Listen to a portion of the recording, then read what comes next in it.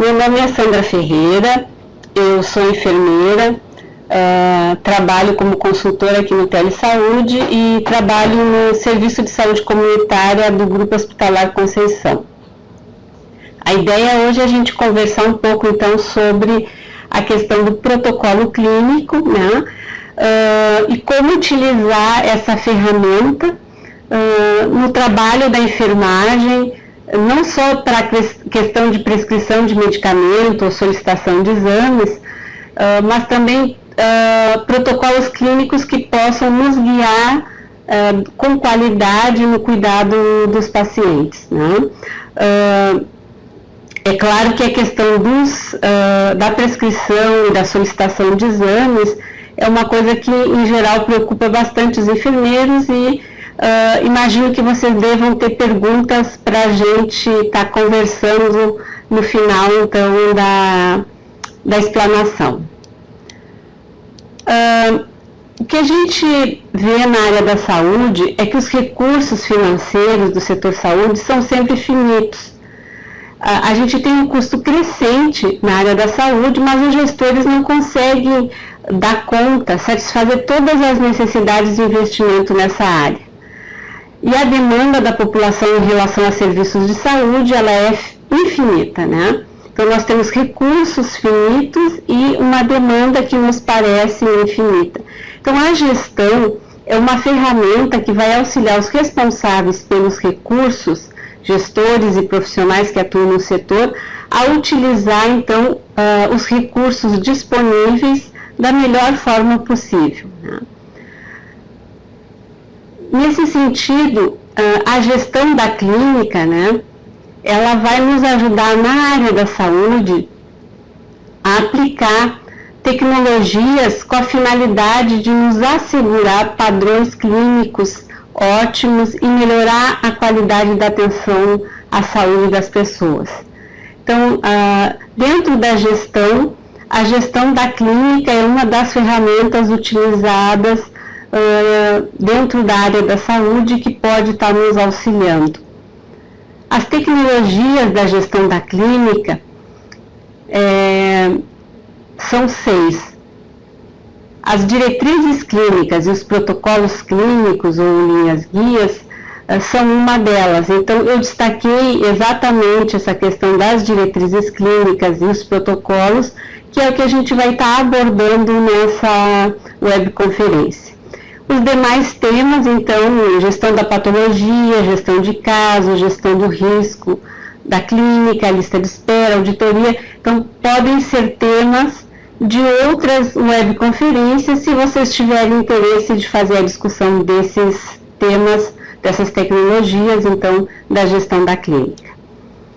Os protocolos clínicos baseados em evidência são tecnologias que auxiliam na otimização da utilização dos recursos. Então, eu utilizando, seja material, equipamento, de uma forma adequada, isso vai nos ajudar a ter um menor gasto, né, sem contar a melhoria na qualidade da atenção em saúde. Então, os protocolos são orientações embasadas em revisões sistemáticas, né, então se procura na literatura, né, o que é mais indicado para determinado problema de saúde. Vamos imaginar uma situação bem comum para enfermeiros, cuidado de feridas, né? Então, vai se fazer uma revisão sistemática da literatura, identificando quais são as tecnologias, quais são as evidências publicadas a respeito disso, para que a gente possa escolher e construir uma proposta, um guia de trabalho que nos ajudem no dia a dia.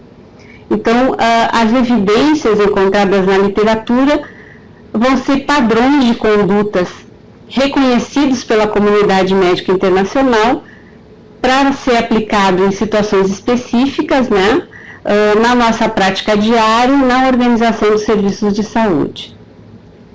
Então, a gente pode encontrar, assim, diversas definições de protocolo. Eu coloquei 3 itens que eu acho bem interessante a gente conversar, que é o protocolo como instrumento normativo que vai orientar os profissionais na realização de suas funções. Então, ele vai nos dizer olha, se a situação é essa, tu vai fazer tal ação. Se a situação for outra, tu vai fazer tal procedimento, né? Se a situação é essa, tu encaminha. Se a situação é a outra, o paciente deve ser acompanhado pela atenção básica, pela atenção primária em saúde. Então, ela vai nos dar instrumentos, né, para a gente ter uma melhor abordagem das situações e problemas que a gente encontra no dia a dia, né? O protocolo, então, ele é instituído como uma convenção, então ele vai ser uma força reguladora do trabalho dos diferentes profissionais, né, que vão estar envolvidos no processo assistencial, no cuidado e saúde de um determinado problema, né? E a instituição precisa adotar esse protocolo, né, para que ele tenha, então, essa validade de convenção, né, de força reguladora do trabalho. Ele sempre deve estar embasado nos conhecimentos científicos e práticos do cotidiano, porque não adianta a gente ter a melhor evidência, né, mas a unidade de saúde não tem acesso àquela tecnologia. Então, a evidência que a gente encontra, ela tem que estar na construção do protocolo, dialogando com os recursos existentes no município e com as possibilidades de prática cotidiana que a equipe tem. Então, a gente tem que estar sempre organizando o protocolo de acordo com a realidade local, né, dos trabalhadores daquele município, daquela região. Uma das vantagens do protocolo é que ele aproxima a prática, então, dos melhores padrões recomendados para situações específicas. Então, a gente estuda, né, e a gente avalia essas indicações e a gente procura aproximá-las, então, do nosso dia a dia, trazer para a situação cotidiana, né, essas possibilidades, seja de tecnologia leve, né, que a gente chama que é o conhecimento, que é a informação, ou outras tecnologias, né, mais pesadas, sejam medicamentos, sejam equipamentos que precisam ser utilizados no dia a dia. Um protocolo também vai nos ajudar a diminuir a variabilidade, né? Então, assim, por exemplo, um município com 10 unidades de saúde, né? Uma unidade usa demais determinada tecnologia ou determinada solicitação de exame ou determinado material para curativo, uma outra não usa, né? E uma terceira pode fazer mau uso dos insumos que estão sendo gastos, né, por esse município. Então, com o protocolo clínico, com as pessoas capacitadas para usar racionalmente os recursos que o município dispõe, a gente vai diminuir a variabilidade de condutas que as equipes podem estar tendo no seu dia a dia. Com isso, a gente pode diminuir erros, né? Na área médica, por exemplo, isso é uma coisa bem importante, pode-se diminuir muitos erros de prescrição, de uso, de escolha de medicamentos, né? E a gente pode ter diminuição de custo também com essa racionalização e otimização do cuidado. Os objetivos, então, do uso do protocolo é tentar maximizar a qualidade do atendimento e otimizar, então, os recursos. A gente vai estar revisando, repensando, atualizando as nossas práticas. Eles vão auxiliar os profissionais de saúde e os pacientes a tomarem as decisões mais adequadas numa circunstância específica, né? Os protocolos, eles não são só para os profissionais de saúde, né? Eles também, os pacientes, a gente sempre, quando a gente vai construir um protocolo, a gente tem que pensar como a gente vai estar divulgando para a comunidade, né, que a nossa forma, a nossa conduta, né, a nossa proposta de trabalho. Então, os profissionais e os pacientes podem tomar melhores decisões embasado em boas informações. A gente vai estar qualificando o serviço, né, tanto no âmbito da promoção, proteção, prevenção, recuperação e reabilitação da saúde. Então, o protocolo, ele não é só para prescrição de medicamentos. A gente pode ter um protocolo de promoção, de proteção ou até de reabilitação. Os tipos de protocolos, né, os mais frequentes, o que a gente costuma ver num volume maior publicado, são os diagnósticos de problema de saúde. Então, são protocolos de rastreamento, protocolos de acompanhamento de doenças ou problemas clínicos, né? A gente vai ter, então, um manejo de problemas de saúde, que inclui tanto ação educativa, ação de proteção, promoção ou de tratamento. Às vezes, a gente, quando o município pensa num problema de saúde de uma forma mais integral, a gente vai observar nas publicações desses municípios que eles elaboram protocolos que já apresentam diagnóstico, que apresentam o manejo e que apresentam propostas de intervenção, né? O ideal é que a gente possa utilizar esses protocolos numa proposta um pouco mais abrangente até, que é uma linha de cuidado, né? Numa linha de cuidado a gente vai ter protocolos para atenção básica, para atenção secundária, para atenção terciária, de uma forma integrada, né? Todas as necessidades de um paciente com um determinado problema de saúde vai estar sendo visto, então vai estar sendo pensado dentro de uma linha de cuidado. Mas a gente pode também ter protocolos bem pontuais, né? Por exemplo, eu quero organizar um protocolo para fazer o pré-natal, né? Passar a assumir o pré-natal de baixo risco na unidade de saúde como enfermeira, né? A gente pode encontrar uma variação de nomes também, dependendo de quem escreve, quem produz o protocolo. Alguns chamam de protocolos de cuidado à saúde, quando ele é mais abrangente. Na atenção primária, principalmente, a gente chama de protocolos assistenciais. A gente vai encontrar algumas pessoas que colocam o nome de protocolo baseado em evidência. Então, isso tem uma variabilidade bem grande. Uma pergunta que as pessoas sempre fazem é se o protocolo melhora a atuação dos profissionais, né? Sempre que a gente pensa em implantar um protocolo, a gente tem que pensar no impacto que ele pode trazer no dia a dia no nosso processo de trabalho. Então, a gente tem que pensar no processo de atendimento, no processo de prevenção, qual é o hábito de prescrição que os profissionais tinham, qual é o desfecho dos atendimentos que a gente costumava ter. Vou dar um exemplo para vocês, por exemplo. Nós tínhamos como desfecho no acompanhamento de pacientes com tuberculose um grande número de pacientes com retorno por abandono, né? E a taxa de cura era menos de 70%. Então, bom, a gente vai estruturar um protocolo para fazer tratamento diretamente observado e nós vamos avaliar ao longo do tempo os desfechos dos casos de tuberculose que a gente está atendendo, né? Então, esse protocolo de tratamento diretamente observado nos ajudou, por exemplo, a sair lá dos 70% para 86% de cura, fazendo tratamento diretamente observado para os pacientes com tuberculose, né? Então, para a gente saber se o protocolo melhora a nossa atuação, junto com a implantação dele, a gente tem que pensar como a gente vai avaliar, né? Que impacto a gente deseja que ele tenha no cotidiano do serviço de saúde.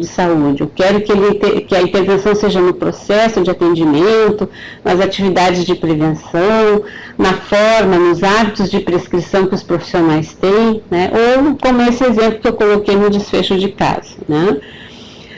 Os vários estudos nos mostram que a probabilidade de efetividade do protocolo está ligado à forma com que a gente desenvolve ele, se ele está realmente assim conectado com a nossa realidade, a forma que a gente dissemina a informação. Então as pessoas passam por treinamento, passam por capacitação, a gente se prepara, se sensibiliza os profissionais para essa mudança, né? E a forma com que ele é implantado, né? Mesmo ele sendo uma norma reguladora, se ele for implantado sem a participação dos profissionais, provavelmente a gente vai ter uma adesão muito pequena em relação a esse protocolo. Então, quanto maior participação, maior possibilidade de adesão. Quando as pessoas se sentem parte da construção do protocolo, o envolvimento é muito maior, né? E as pessoas conseguem trazer o que foi escrito, o que foi pensado para uma situação mais cotidiana, mais prática, mais aplicável.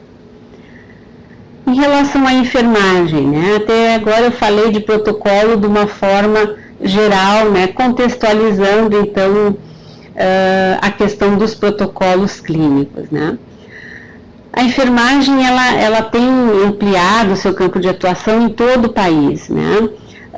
Muitas instituições de saúde hoje, não só como norma regulamentatória do COFEM, COREM, né, estão implantando a sistematização da assistência de enfermagem, estão repensando o processo de enfermagem. Isso obviamente influencia também a atenção primária. Cresce a oferta da consulta de enfermagem, tanto em instituições públicas como privadas, né? E a consulta de enfermagem, ela tem uma série de ações que vão compor ela, que vão ajudar que ela seja mais efetiva. Entre essas ações estão a solicitação de exames e, em algumas situações, além da prescrição de cuidados, a prescrição de medicamentos, né? Quando a gente necessita, no processo de consulta de enfermagem, solicitar exames laboratoriais e prescrever medicamentos, é necessário, dentro da nossa realidade brasileira, construir protocolos autorizando os enfermeiros a fazer essa atividade. Então, na nossa lei de exercício profissional, que a gente vai estar vendo daqui a pouco, está colocado que o enfermeiro pode prescrever medicamentos, desde que isso esteja estabelecido em protocolos aprovados pela sua instituição de trabalho, né? Então, o protocolo, ele vai ser um instrumento que vai qualificar e otimizar, né, as práticas, né, as atribuições no cuidado com um paciente diabético. Esse é o papel do médico, esse é o papel do dentista, esse é o papel do enfermeiro, né?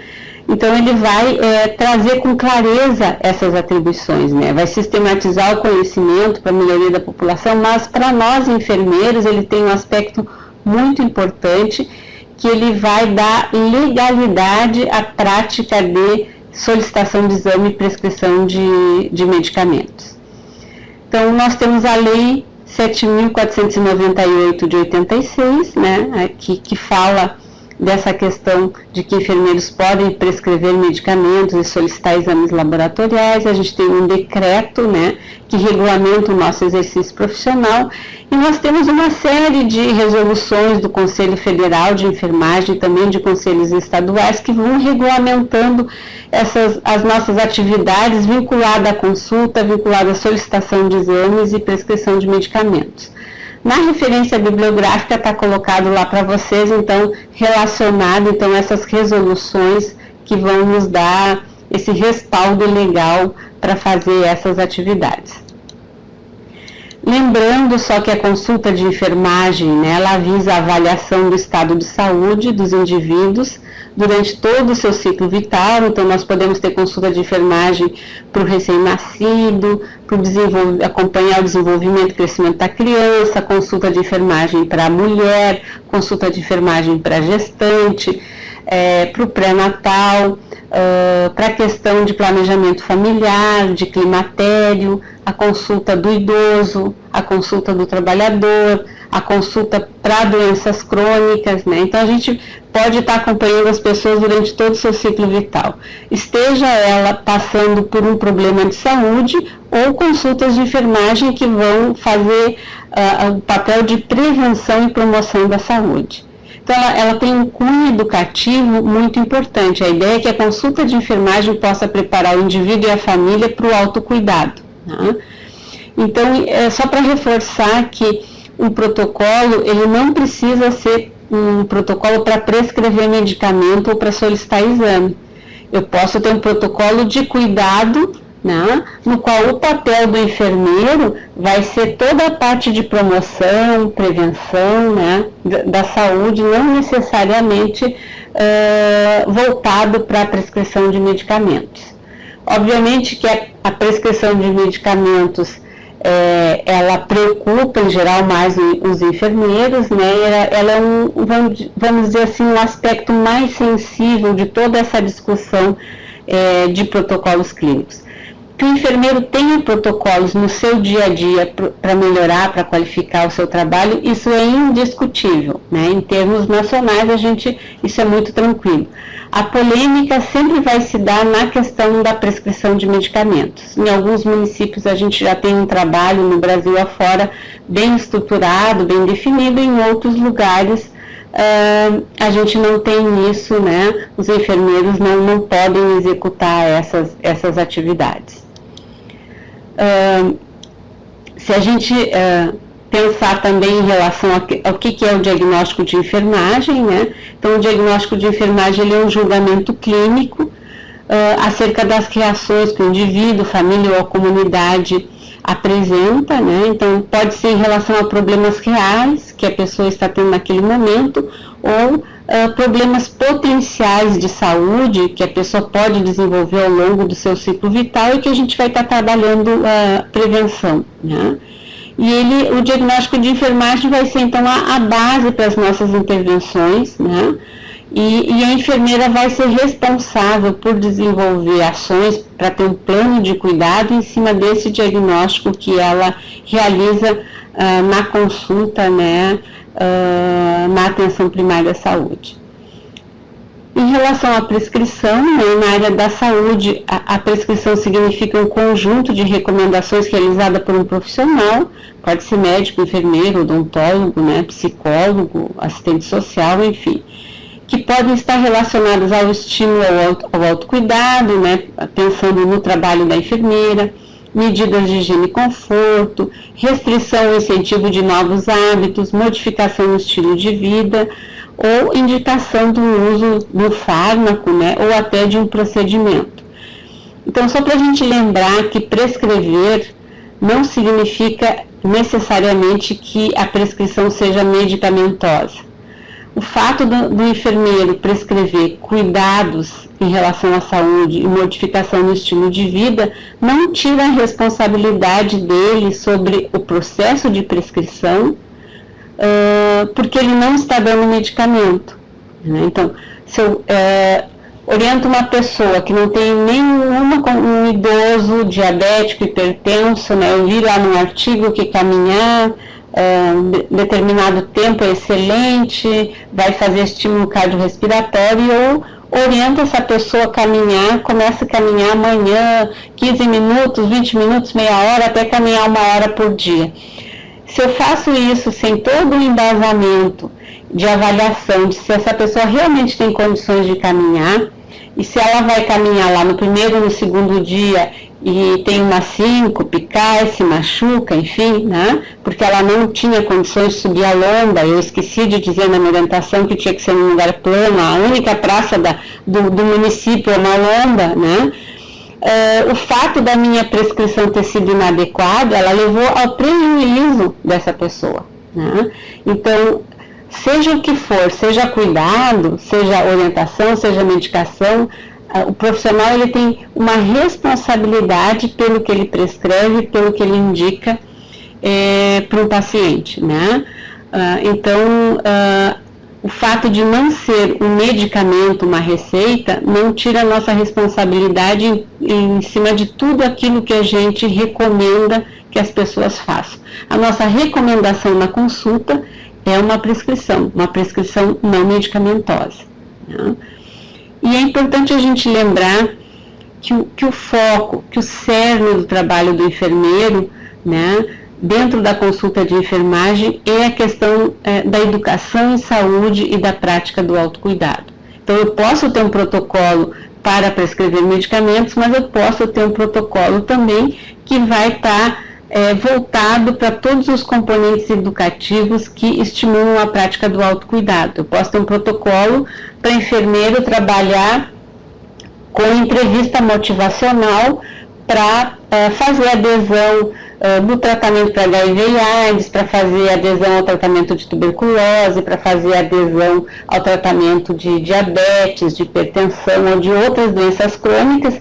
E dentro desse protocolo da entrevista motivacional, o enfermeiro não vai fazer prescrição de medicamento, né? Mas esse protocolo vai dar todo um instrumento, né, de trabalho, uma direção para o enfermeiro trabalhar na questão de adesão. Então a gente pode ter vários formatos de protocolo dependendo do objetivo que a gente pretende atingir. Para organizar um protocolo, então, a primeira coisa é necessária conhecer as necessidades de saúde da população.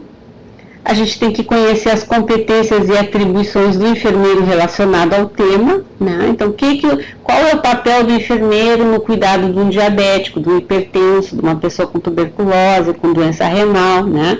A gente tem que conhecer a realidade institucional, se eu tenho recurso material humano, se eu tenho infraestrutura para fazer aquilo que é recomendado na literatura, né? A equipe, é necessário que a gente tenha uma pactuação sobre as ações e atribuições da equipe multiprofissional, né? A gente vai estar vendo daqui a pouco, a gente pode ter um protocolo que é só do enfermeiro e ele faz sem pedir opinião de nenhum outro profissional de saúde. Mas a gente pode ter protocolos conjuntos de um município, aonde o município estabelece para todos os profissionais de saúde de forma integrada e com a participação deles, as atribuições de cada um dentro do cuidado de um determinado problema de saúde, né? Esses geralmente dão mais resultado em relação à questão do cuidado integral, né? Sempre que a gente faz um protocolo muito específico, muito olhando só para nós mesmos, a gente vai estar perdendo essa possibilidade do trabalho mais integrado, do trabalho integral, né? Porque a gente não vai dar conta sozinho de nenhum problema de saúde, né? Geralmente a gente precisa dessa composição multiprofissional para ter um cuidado mais integral para as pessoas, né? E se a gente pretende, se uma das prerrogativas desse protocolo é prescrever medicação, né, a gente vai estar estudando sobre que medicações e que forma, então, o enfermeiro pode estar prescrevendo. Ou se o enfermeiro vai trabalhar com a parte de plano de cuidado, né, de prescrições mais voltadas para a questão do cuidado e também para a questão da educação em saúde. Bom, existem várias literaturas que nos ensinam o passo a passo de como organizar protocolos. Eu vou abordar algumas coisas aqui, talvez para algumas pessoas isso não seja novidade, mas para aqueles que não estão muito habituados com essa linguagem, com esse termo, e que desejam conhecer mais sobre a organização do protocolos ou material escrito sobre isso, vocês podem estar nos acessando pela plataforma e solicitando material a respeito disso por consultoria, né? E a gente está mandando mais materiais para vocês, né? Bom, quando a gente vai organizar um protocolo, a ideia é que a gente possa pensar naquela necessidade clínica ou no problema de saúde, né? E a gente transforma aquilo numa pergunta, né? Então, sempre que eu vou fazer um protocolo, estruturar ele, eu tenho que partir de uma pergunta, né? Então, por exemplo, quando nós fomos organizar o protocolo de atenção primária para o cuidado em tuberculose, a gente começou a pensar, bom, qual é a melhor forma de atender uma pessoa com tuberculose? Quais são as necessidades que um paciente com tuberculose possui? Como a gente pode encontrar as pessoas que têm tuberculose? Como a gente pode fazer o diagnóstico precoce para os pacientes não fazer diagnóstico de tuberculose na internação hospitalar? Então, do problema, do tema tuberculose, vocês podem ver que eu estou colocando N perguntas, e cada pergunta dessa gerou um protocolo específico, né? Então, a gente precisa definir o problema, né? Se é uma doença, se é uma condição, se é um problema de saúde, a gente precisa ter uma pergunta que a gente deseja responder com aquele protocolo, né? E também é importante a gente ver quais as interfaces que a gente tem com outros serviços de saúde. Por exemplo, esse exemplo que eu peguei da tuberculose, a gente tem interfaces com o serviço de pneumologia, com o serviço de infectologia, né, com os centros de referência que tratam pacientes com tuberculose, né. Então a gente também precisa estar pensando, bom, quando eu cheguei naquele momento que o cuidado do paciente não é mais comigo, né, como é que eu faço isso? Aí a gente elabora justificativa para essa escolha, geralmente baseada na questão de magnitude, transcendência e vulnerabilidade, né. Depois a gente vai buscar as evidências, né, na literatura, qual é o melhor tipo, qual é o melhor método de pesquisa. A pesquisa é de qualidade, os benefícios, as questões éticas, como é que a gente, essa pesquisa que eu encontrei a respeito desse problema de saúde, ela pode ser generalizada, né? A gente avalia criticamente essa literatura.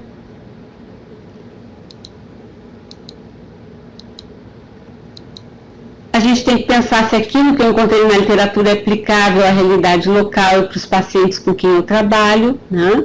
E a partir do momento que a gente define a evidência, né, a gente deve apresentar ela, discutir ela com a equipe de saúde, né? Poder também estar vendo qual é o nível de qualificação dessas evidências, o tipo de estudo que a gente tem, o grau de recomendação, né? No geral, eu gosto particularmente de trabalhar com a questão de construir algoritmos, né? Algumas pessoas constroem fluxogramas, né? Mas o algoritmo para direcionar, né, o trabalho, né? E aqui eu coloquei cada figura dentro do algoritmo, ela já tem um significado por si só. Eu vou mostrar para vocês o desenho de um exemplo, um dos primeiros protocolos que a gente fez na área de enfermagem e que vai ficar mais fácil vocês entenderem essa questão do que é o algoritmo, né? Então a gente pensou em assistência de enfermagem a pessoas com feridas em atenção primária, porque o cuidado das feridas representava 12% dos procedimentos no serviço de saúde comunitária, né? E em termos de vulnerabilidade, né, as feridas acometem a população de forma geral e são altamente vulneráveis à cura através dos recursos tecnológicos e do conhecimento que a gente tem disponível. Então a gente foi pensando passo a passo. Esse foi o primeiro desenho de protocolo, ele é bem simplificado. Depois foi criado então um grupo de trabalho de enfermeiras que atualiza a cada 2 anos esse protocolo, né? Então a gente pensou no paciente com ferida, ele tem uma avaliação inicial, então tem uma consulta de enfermagem, uma ficha de acompanhamento que é feita com esse paciente, é avaliado então se existem sinais de gravidade, né? Se existe, se é uma lesão que tem sinais de gravidade, ele vai fazer uma solicitação de avaliação médica. Se não tem gravidade, a gente vai avaliar se é uma ferida aguda. Na ferida aguda a gente pede avaliação médica. Se não é uma ferida aguda, o terceiro passo é verificar se há sinais de infecção.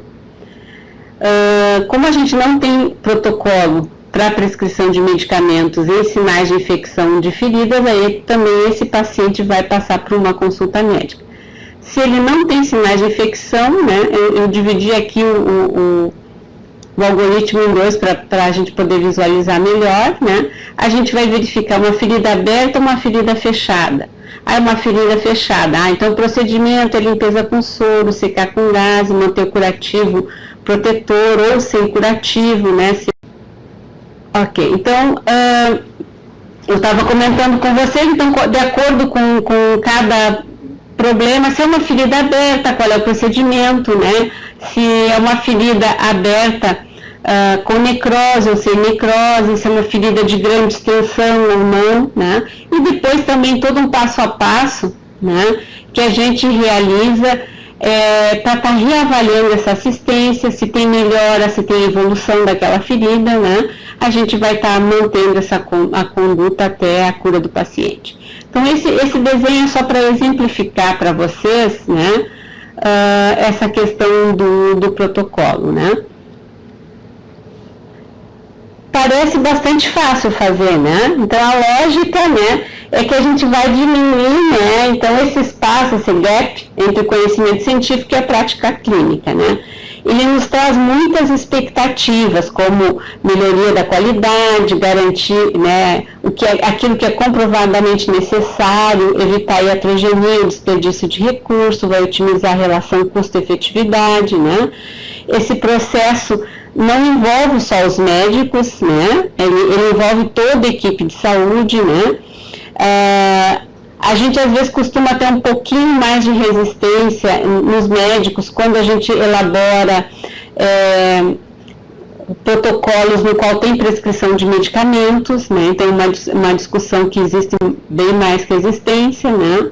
Mas como eu disse para vocês, nem todos os protocolos são para prescrever medicamentos, né? Bom, como é que o enfermeiro pode utilizar protocolos, né? Então, existem 3 possibilidades para a gente trabalhar com protocolos, tendo toda a proteção legal, né? Bom, vamos imaginar que vocês não tenham tempo nem disponibilidade de escrever um protocolo, tá? E vocês têm o protocolo, as diretrizes do Ministério da Saúde que estão nos cadernos de atenção básica. Então, não, eu quero fazer exatamente o que o Ministério recomenda, eu quero usar o protocolo de pré-natal de baixo risco, eu quero usar o protocolo de hipertensão, de diabetes. Como é que eu faço para mim ter respaldo legal? O município, então, ele faz um documento de adesão aos protocolos do Ministério da Saúde, tá?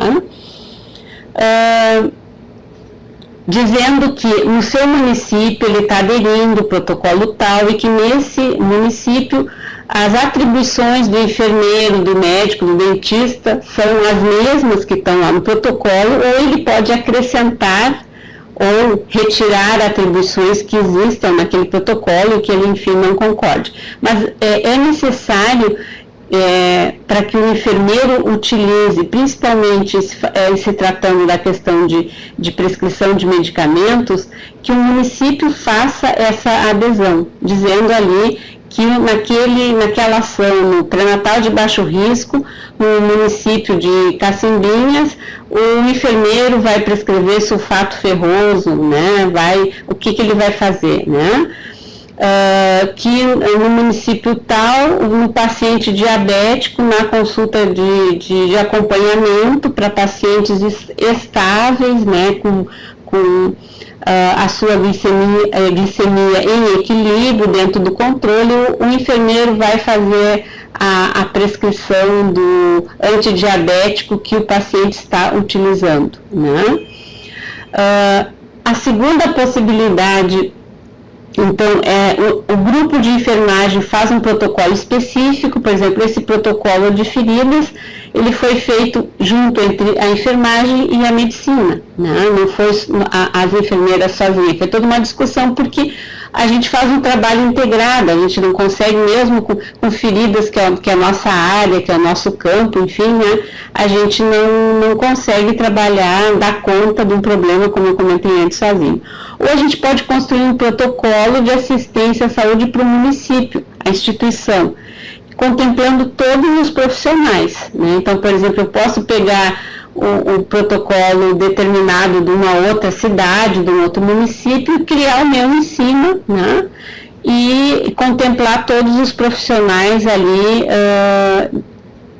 dizendo claramente as atribuições desses profissionais. O que é fundamental para o enfermeiro em termos de proteção legal? Que esse protocolo seja adesão ao Ministério da Saúde, seja um protocolo específico construído só pelos enfermeiros do município, ou seja, um município construído pela gestão municipal para toda assistência à saúde, que ele tem que ter a assinatura da gestão municipal, a aprovação da gestão municipal. O segundo passo que se recomenda é que o protocolo seja apresentado no Conselho Municipal de Saúde, né? Por quê? Porque a população precisa ter clareza de que a equipe está pensando na assistência com qualidade e que a equipe define atribuições e papéis no seu cuidado. E de quem é a responsabilidade de fazer A, B ou C, o que é papel do enfermeiro, do médico, né? Todas essas situações. E para os enfermeiros em específico, ainda a gente recomenda registrar o protocolo no Conselho Regional. Então, se são os enfermeiros da Bahia, vão fazer o registro, depois de aprovado e passado pelo Conselho, no Conselho da Bahia, no Rio Grande do Sul, no Conselho de Enfermagem do Rio Grande do Sul. Em relação à implantação, né, é fundamental para que tenha sucesso que a gente possa capacitar, possa fazer a discussão inicial desse protocolo, que a gente defina critérios para fazer a avaliação, que a gente estabeleça uma data para iniciar a utilização desse protocolo, que a gente tenha uma periodicidade para avaliação, né, e que principalmente a gente tenha educação permanente e revisão dos protocolos, né. O ideal é que entre 18 meses, 24 meses, a cada 2 anos, todos os protocolos sejam revisados, né, para que a gente não esteja utilizando informações que desatualizadas. Então, chegando ao final da minha explanação, agora que eu me dou conta, vocês viram, eu falo bastante. Eu ia falar meia hora, mas me entusiasmo com o assunto, né, já passamos dos 30 minutos aqui, já vamos entrar nas perguntas, né. Em relação à construção de rotinas, né, então, lembrar sempre que o processo de educação permanente é fundamental. A gente tem autonomia, sim, para fazer muitas coisas, mas que o trabalho interdisciplinar, ele é necessário e a gente precisa estar atento para construir isso, e trabalhando com protocolos, pactuando as atribuições, é uma forma da gente se fazer conhecer e conhecer mais sobre os outros profissionais para o trabalho interdisciplinar. Pensar sempre na forma mais abrangente possível que a gente possa fazer atenção à saúde integral, buscar sempre contribuir com a promoção da saúde, que é a essência, né, o trabalho educativo e de promoção que é do enfermeiro, né, demonstração de competência, né, e também assim não tem consenso sobre essas práticas. Talvez vocês possam escutar outra pessoa abordando o tema e essa pessoa ter concepções diferentes ou outras literaturas diferentes daquelas que eu estou trazendo hoje para a discussão aqui do grupo, né. Os protocolos, eles são uma opção de atendimento, né? A gente pode estar promovendo isso de uma forma mais integrada e humanizada. A gente pode ter protocolos para todas as áreas, né? Eles são uma estratégia, principalmente para a gente estender as ações de saúde com qualidade, né? E ele também é um trabalho sistematizado, e isso pode melhorar os níveis, aumentar os níveis de saúde da população e prevenir os agravos. Uma frase do Eugênio Vilaça, né, nesse trabalho com protocolos e com linhas de cuidado, que para mim sempre marcou muito, e eu finalizo a minha fala com ela, né, protocolos são trilhas, não trilhos. Então, os protocolos, eles vão nos ajudar a manejar de uma forma qualificada com aqueles problemas frequentes, né, vão existir situações ou pacientes que aquele protocolo pode não se aplicar da forma que ele está desenhado, né? Então a gente sempre tem que olhar para eles com um olhar aberto, com um olhar crítico, com um olhar de avaliação, né? E a gente possa estar contribuindo para qualificar a atenção à saúde das pessoas. Obrigada, pessoal, e vamos às perguntas.